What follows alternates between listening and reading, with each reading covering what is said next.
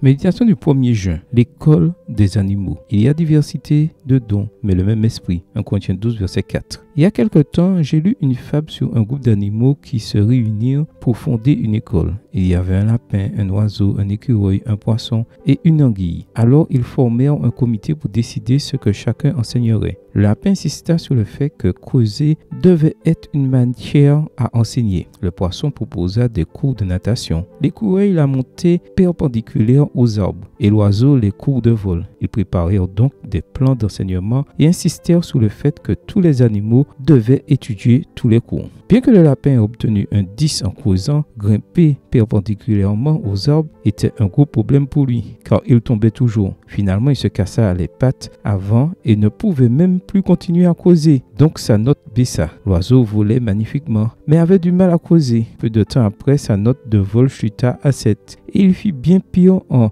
excavation. L'écureuil était tellement excellent pour grimper aux arbres, mais comme il craignait l'eau, il ne parvenait pas à nager. Le poisson était le meilleur en natation, mais ne pouvait pas sortir de l'eau pour suivre le reste des cours. L'anguille fut la seule à passer, même si elle fit tout à moitié. Mais les professeurs étaient satisfaits car tous suivaient tous les cours. Rick Warren saisit la leçon de ce dicton lorsqu'il écrit dans Una vida con proposito, une vie avec un but. Vous avez été façonné pour servir Dieu. Dieu a formé chaque créature de cette planète avec un domaine de spécialité particulier. Certains animaux courent, certains sautent, certains nagent, certains creusent et certains volent. Chacun a un rôle particulier à jouer en fonction de la manière dont Dieu l'a façonné. La même chose se produit avec les êtres humains. Chacun de nous a été spécialement conçu ou moulé pour faire certaines choses. Page 191. Au lieu de vivre la vie en faisant plaisir à tout le monde et en faisant tout, même si cela signifie être médiocre, ne penses-tu pas qu'il serait préférable de découvrir quelle est ta spécialité et d'y consacrer toutes tes forces et ton énergie? Dieu t'a donné des dons et des talents et c'est ce qui fait de toi une personne unique. Laisse le dessein divin guider tes priorités et la direction de ta vie.